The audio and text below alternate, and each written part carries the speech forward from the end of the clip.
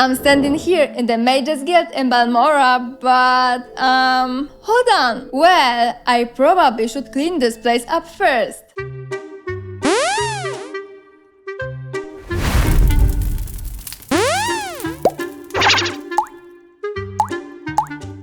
Okay, much better. So this guild is basically my home base. I've got my mark here, and whenever I find cool stuff while exploring tombs or other places, I use recall to teleport back and stash it all here underground. But anyway, back to what I was saying. Oh yeah, I'm standing here in the Mages Guild just wondering what interesting little details I can spot. And what about all the other Mages Guilds? That's exactly what we're doing today. We're going to explore every Mages Guild and see what's inside. We'll check out the design and see if it looks nice. Along the way, I'll be answering questions like, do the locked chests have any interesting items? Would it even be a good place to live? Are there any weird surprises? Which NPCs stand out and why? All the cool stuff. Oh, and for those who don't know, I'm actually playing Morrowind for the very first time. So don't be surprised if I get ridiculously excited about even the tiniest details.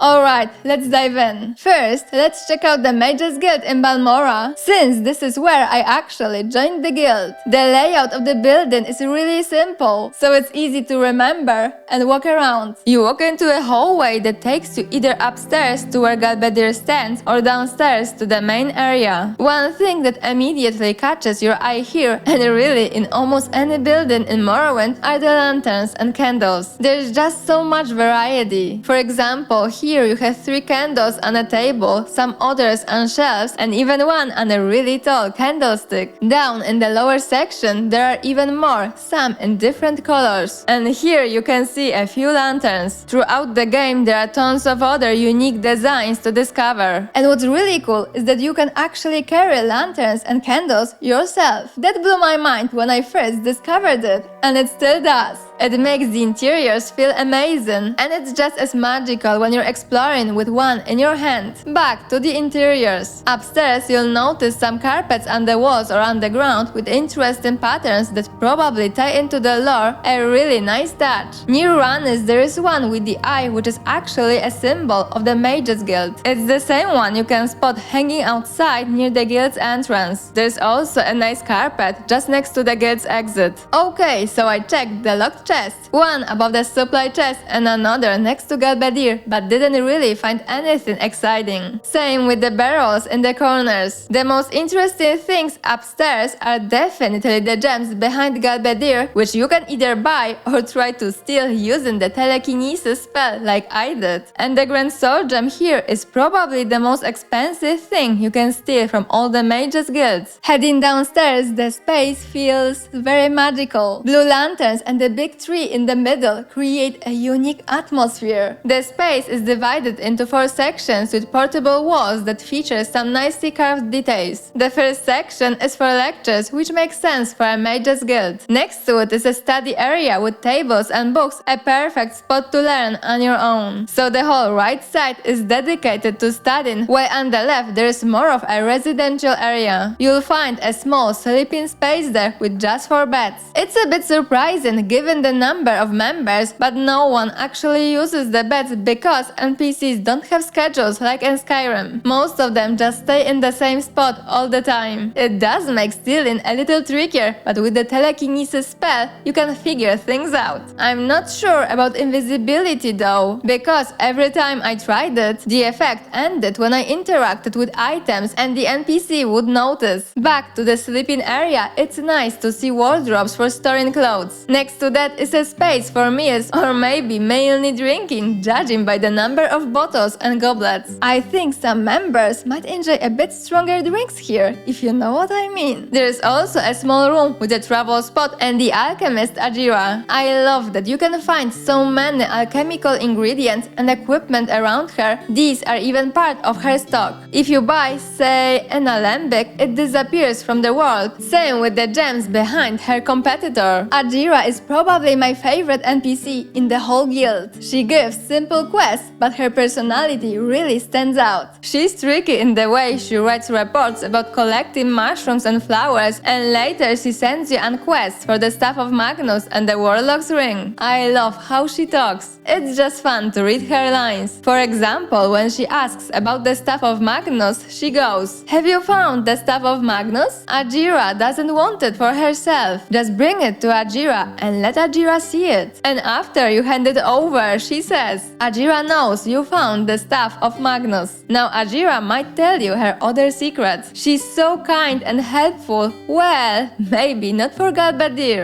Ajira is sweet as moon sugar, which she really likes to buy, and Skuma too. In Balmora's Mages Guild, Ranis is another NPC with an interesting temper. If you can't achieve her goals by convincing people, well, getting rid of them is an option. Judging by her solutions, she could definitely be a Telvanni member. By the way, I checked all the locked chests and other spots downstairs. Mostly you'll find a variety of potions and books, nothing super exciting, even though the locks are pretty challenging. The only really interesting thing you can find is a book proving that an orc mage is actually a necromancer. In return for keeping quiet, she'll teach you one of two necromantic conjuration spells, summon ancestral ghosts or summon skeletal minion. So, does this place make a good living spot? Well, it does have space to eat and sleep, though there aren't quite enough beds. If you're not quick, you might want to mark your bed with a spell. There's no food lying around and no fireplace with cooking pots either, so maybe the mages just head to one of the taverns in Balmora. Still, it feels way more comfortable than the guild in Sadrith Mora, which we'll be checking out a bit later. Okay, let's teleport over to Aldrun's Mages Guild, which is actually a really interesting one. It's bigger than Balmora's and definitely has a more complicated design. There are 3 floors and we're starting on the middle one. Let's start with the travel space, which has its own little nook and a carpet with an eye symbol, the same one we've already seen. You'll find quite a few of these throughout the guild. The rest of this floor is mostly hallways overlooking the main space, plus 3 additional rooms. The first bedroom is really nice, with a big, comfy bed. There's no wardrobe for clothes, but you could store stuff in the chest or desk, though unfortunately I checked and all of them are empty. The second bedroom isn't as impressive, a small bedding that looks a bit worn or maybe even stained, and no desk. Still, it's a private room, which is better than Balmora's sleeping area. You don't have to listen to anyone snoring. The last room on this floor is locked and feels like it could hold something amazing. It's a storage room, but inside it's mostly alchemy ingredients and equipment, just low-tier stuff, no master or grandmaster level. Oh, and the lantern here is fantastic. Let me show you what it looks like when you walk around with it. Doesn't that look amazing? Why not? Let's check out a few others too. I'll grab some from Balmora. I actually collect them so I can decorate my Telvanni stronghold. Just look at this candlestick with 3 candles or this redware candle. I think some horror games could really benefit from having candles to light your way, at least in some areas. Imagine going through a creepy dark mansion with a candlestick like this. There are probably some games that do that, but I mostly play Resident Evil games in that genre and none of them have mechanics like that. At least as far as I know, since I've missed a few parts. Well, okay, Resident Evil 7 has it for the happy birthday puzzle, but that's about it. In Code Veronica, you can carry a lighter, which is pretty nice. It helps you get rid of bats. Okay, time to get back to the Mages Guild in Aldrun. In the hallway, there are some lanterns hanging from the ceiling with cool patterns you won't find in Balmora's guild. Alright, let's head downstairs. In the center of the lower floor, there are tables, definitely for meals, since this time we can see bowls, not just goblets and bottles. Unfortunately, there's no food around. Nearby is Edwina, the NPC I recognize the most here. I really like her quest and her whole fascination with the Dwemer. The tasks she gives actually make you feel like a researcher yourself. You're sent to collect all kinds of items from Dwemer ruins, and along the way you also gather some unique books. Those books are the real highlight because once you have them, you can dive into your own little investigation about disappearance of the Dwemer. That's just so cool. On the right side, there's an alchemist's nook with ingredients on shelves and potions locked in a chest. But one thing that at first glance might look weird is money locked in a chest. Like here, a level 65 lock and inside just 25 gold, while more valuable stuff like alchemy equipment nearby or parts in unlocked boxes isn't locked at all. But it's a shop, so it does make sense. The goods are displayed on shelves and the locked box is a cash register. On the opposite side, there is a nook with a strange stone table. I looked closely while recording, and guess what? There's money in a bowl. Turns out it's an altar, so that makes sense, but it's funny because I had finished the whole Mages Guild questline hours ago and never noticed it. Every time I needed to restore attributes or cure diseases, I was looking for potions from traders. I never realized this great spot was right here. And now I've got the right spells to cure all these bad effects.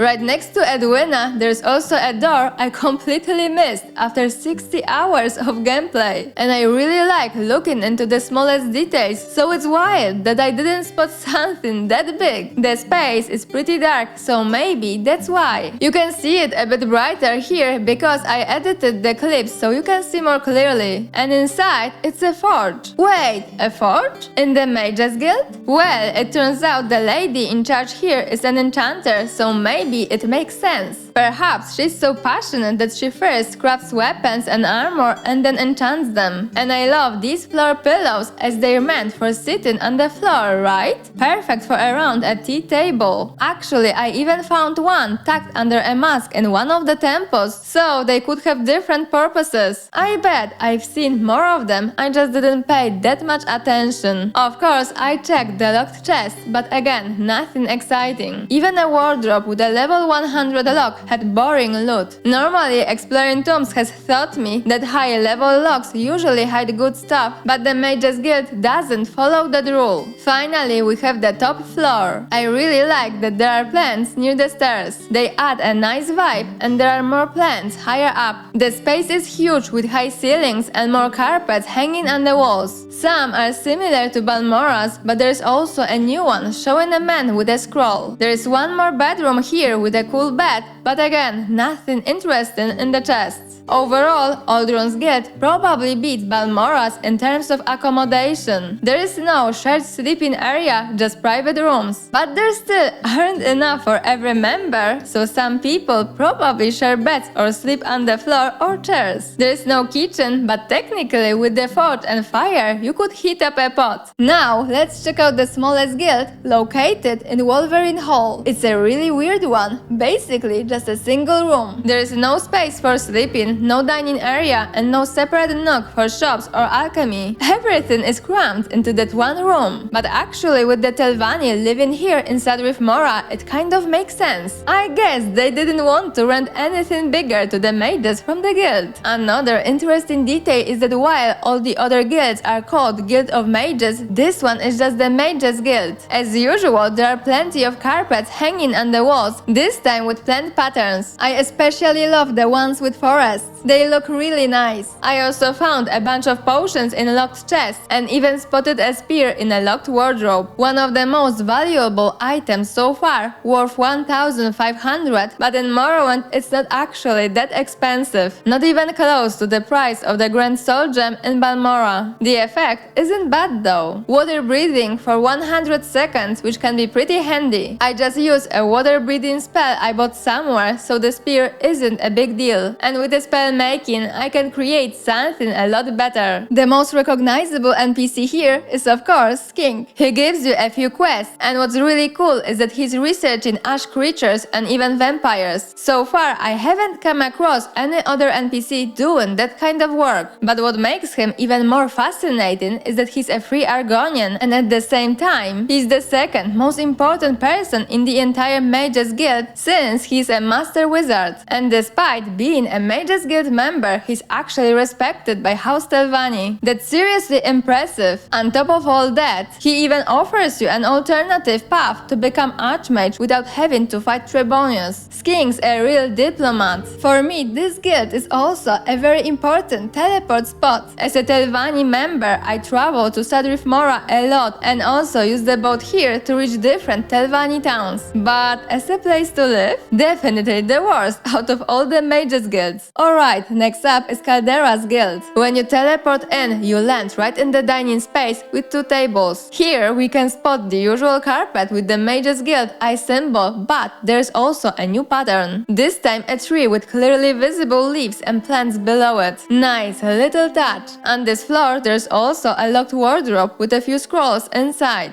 Heading downstairs there is a space that really looks like it should belong to an enchanter with gems displayed on the shelves. But funny enough, the lady standing there doesn't actually enchant. Instead, she sells spells and teaches distraction, alteration and mysticism, and she doesn't even barter. That surprised me the first time because I was so sure she'd be an enchanter. I checked all the sacks and boxes around here, but honestly didn't find anything interesting. Well, except for the money chest. This time it was not only locked but also trapped. From that room, you can step into a pretty cool tower, and this one actually has great gear to borrow. I grabbed it just after doing a few of the early quests for the Mages Guild. It's a full Master Alchemy set, way too good to leave sitting there and going to waste when someone like me could actually put it to use, right? Edwina once sent me to borrow a book from the Vivek Guild Hall, so I'm not that different from the other members. The main difference is that I have to do all the dirty work myself. Anyway, as for Caldera's Mages Guild building, I really like how it looks outside. The tower definitely stands out, and having a tower here makes sense since towers are often tied to mages in fantasy. But here's the funny thing. Despite this cool tower, Caldera's Guild is the least important. You don't get any guild quests here at all. It's basically just a place to teleport into, buy spells, or train some skills. Because of that, I never really connected with any of the NPCs here. As a place to live, probably not the best. There's no space to sleep here, just like in Sadrith Mora, and it actually makes me wonder how this will be handled in Skywind. I'm guessing NPCs will have schedules like in Skyrim, right?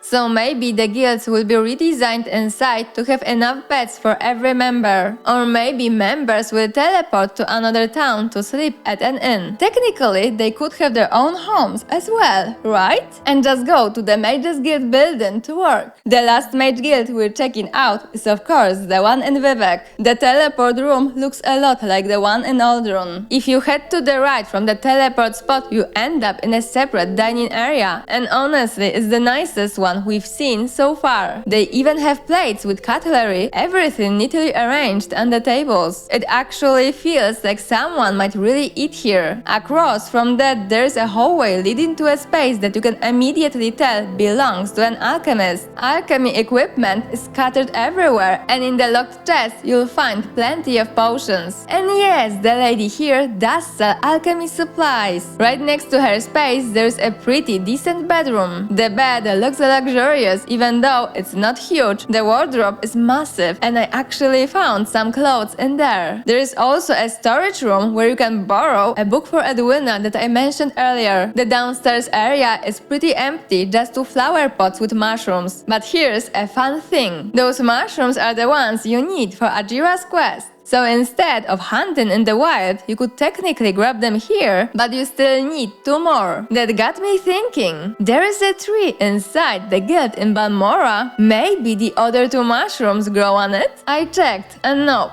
Would have been hilarious if you could just pick them all inside the guild. But a heads up, trying to take these 2 in Vivek is considered a crime. Now let's talk Trebonius. He's the most recognizable NPC here since he's an archmage, but the guild kind of treats him like a joke. Is he a terrible leader? definitely. No one really respects him. The quest he gives you about figuring out what happened to the Dwemer feels like he just wants to get rid of you. At first, I really thought it wasn't an actual quest, just dialogue that shows how incompetent he is. Right next to him is his bedroom. It looks nice, but the lack of a door isn't very convenient. People probably rush through the hallway and stairs all the time while traveling. But it's worth mentioning that Trebonius has more gold than any other mage, 255, not 25 like everyone else, and his wardrobe has some clothes too. But it makes me wonder, isn't the big chest a bit of an exaggeration just to store some money? 255 isn't exactly a fortune. And yet, instead of using the small locked chest for his gold, Trebonius decided to fill it with alchemy ingredients. On the opposite side, there's another bedroom that's similar but doesn't really have anything interesting to find. The wardrobe has some clothes as well. From here, you can head upstairs using another set of stairs. You'll find another cool bedroom and a room that's nothing special. This room lets you exit the building, which is inside the Foreign Corridor Plaza. And look, there's a tree outside. It actually has mushrooms growing on it, but I only found one type. The other two types needed for a quest are nearby, and you can actually take all of them. Nobody will chase you for it. Still, teleporting here and taking mushrooms from this small garden isn't enough to complete Ajira's quest. One mushroom is still missing. One thing I noticed about Vivek's guild, there's no unique carpet, one that's only in that guild. Even the guild in Sadrif Mora has one with a special pattern.